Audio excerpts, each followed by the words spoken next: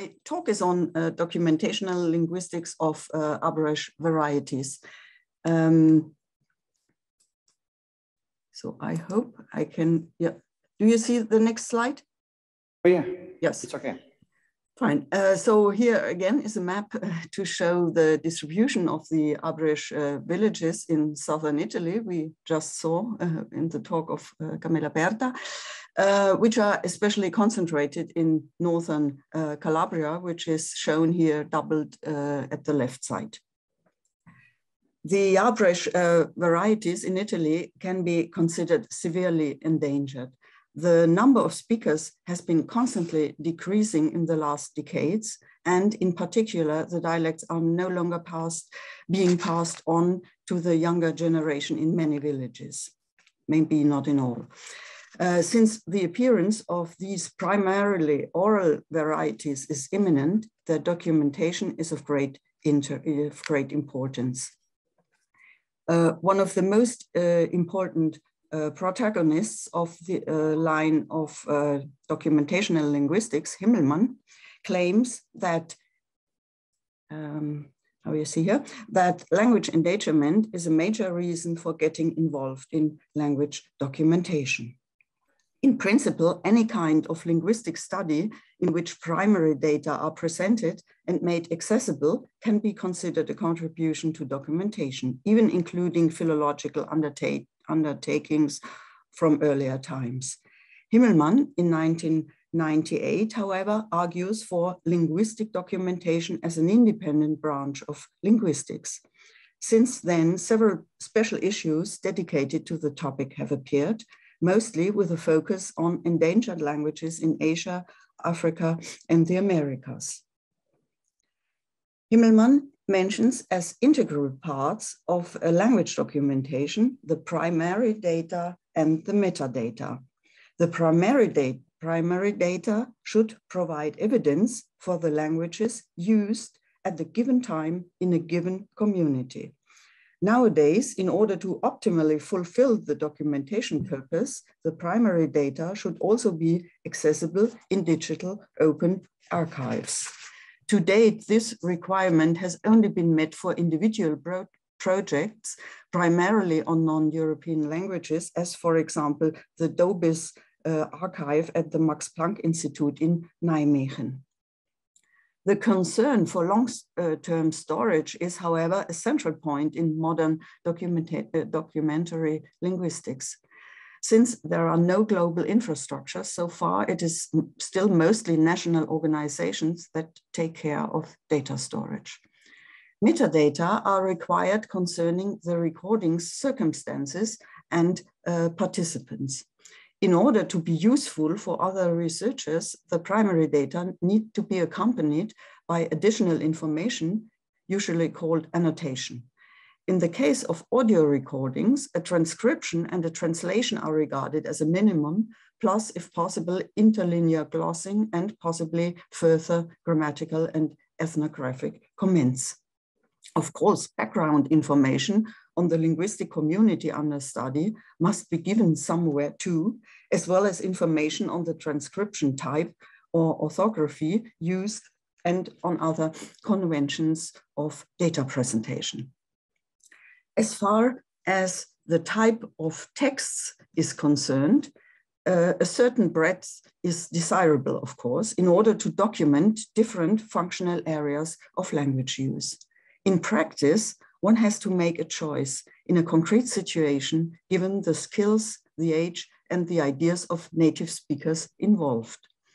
For documentary purposes, parallel text are also very popular, as they allow a certain standardized analysis and at least a first comparison of varieties without extensive recordings.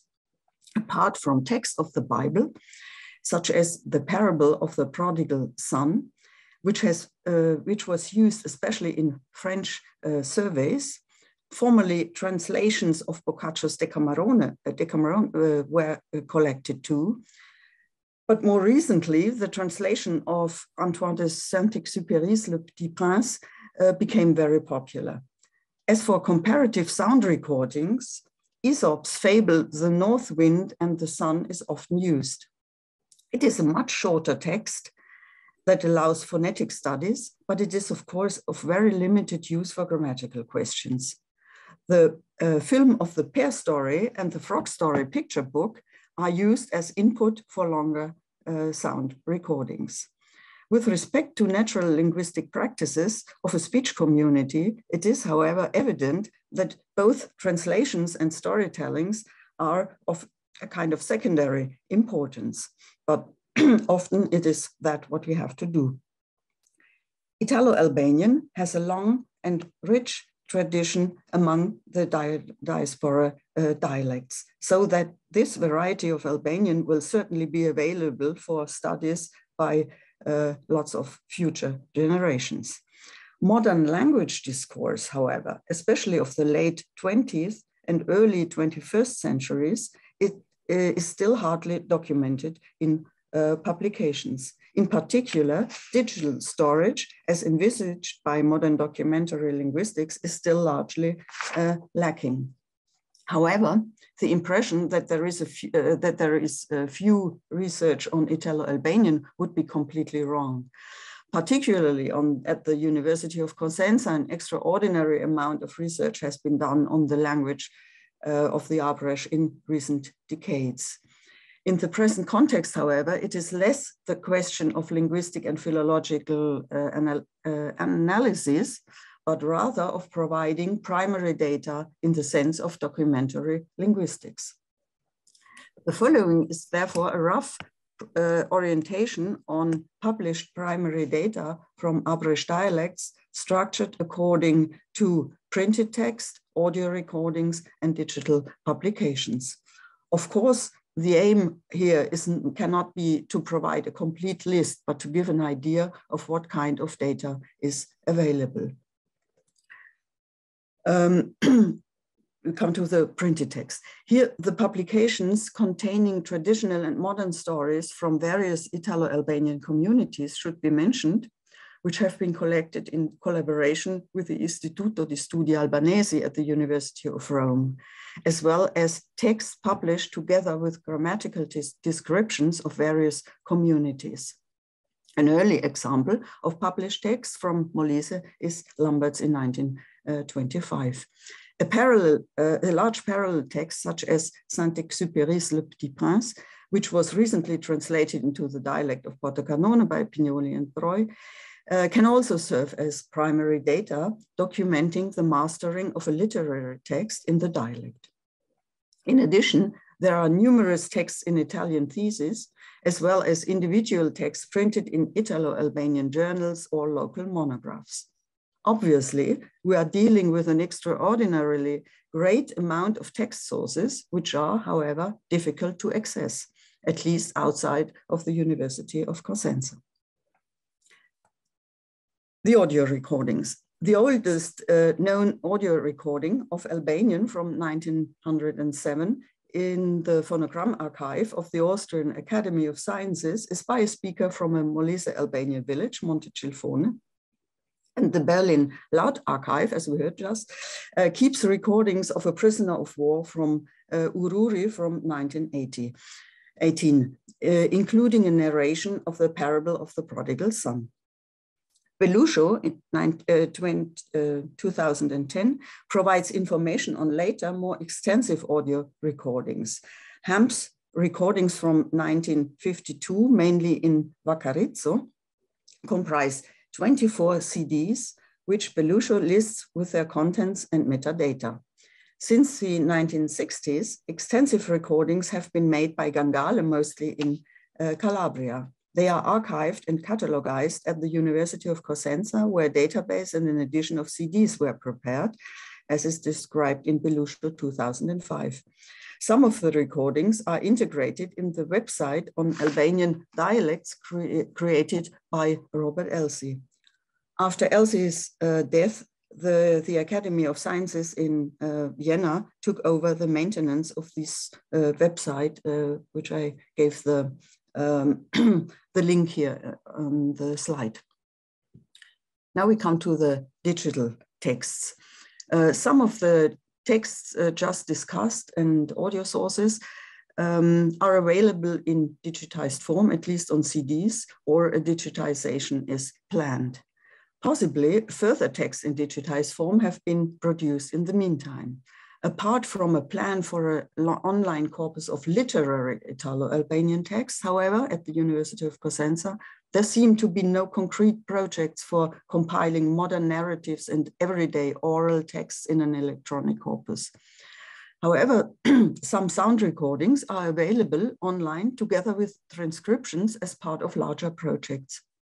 This applies, for example, to a French project presenting Aesop's fable together with a transcription in numerous regional versions, including versions from Montecilfone and Frascineto in Calabria.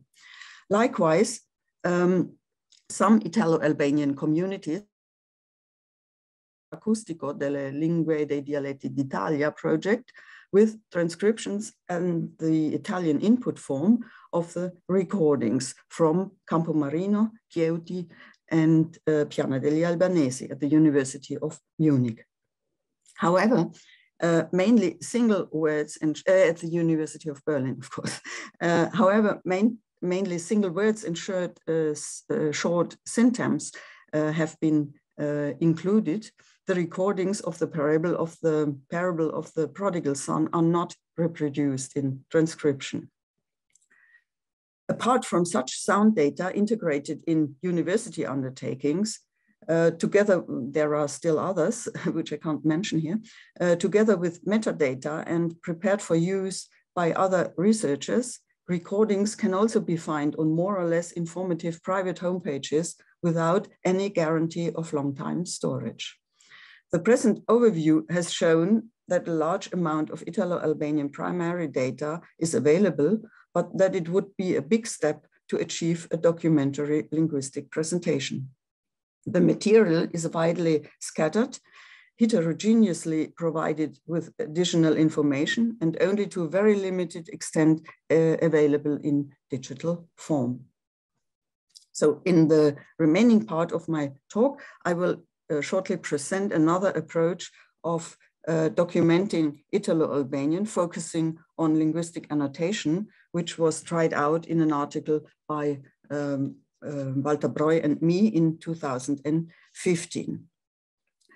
And it's on morphological glossing of Italo-Albanian texts.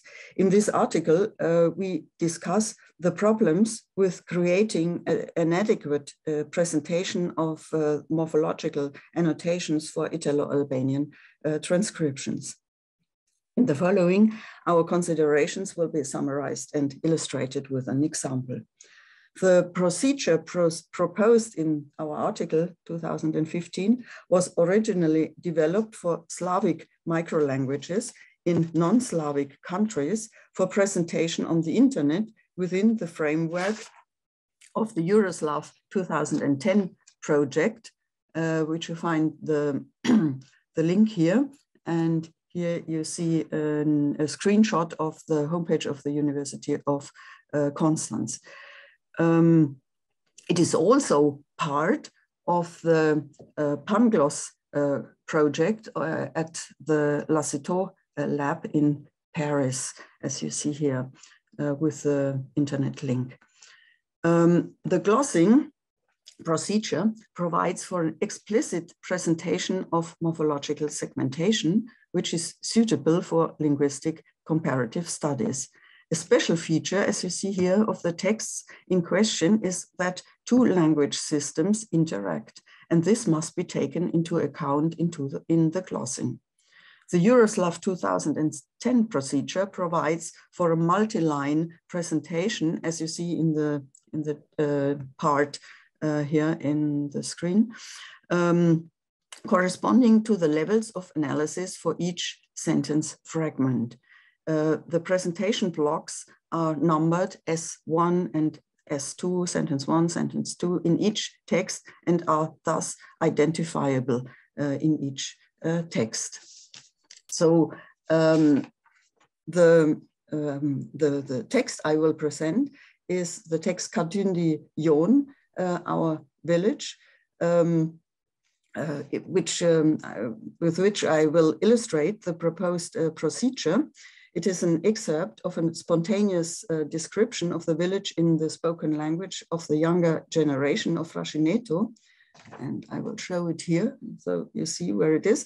At the time of the recording in 1978, it comes from a female speaker of about 20 years at that time. So here you see the text now, and I will shortly describe the procedure. Each text block begins in Albanian-based orthography in bold here, considering the, however, the Arbëresh forms, as for example, as you see in sentence, where is it? Yes, in sentence 3, the form ösht without the schwa at the end. Code switching is indicated by vertical strokes accompanied by a switch from Albanian to Italian orthography, as for example in sentence 4, Castrovillari e Civita, with respect to place names, but there are also others. In the second line, a relatively literal translation is provided into the contact language Italian. The equivalents of the loanwords or code switching elements are framed with 2 asterisks, as for example, in sentence 2, quindi, in the second line, third line, and Castrovillari in sentence 4. Older, we have 2 minutes. Yes, it's fine. Older borrowings from the time before the immigration are not marked. The third line contains a relatively wide IPA transcription. Morphs are separated from each other by a hyphen, as you see in sentence 2 with the word katundi, where you see katund and the article e. Loanwords and code switching are italicized here as quindi and Castrovillari in sentence 2 and sentence 4. Clitics are connected by an equal sign, like the pronominal clitics in sentence 2, as you see here, Yathon.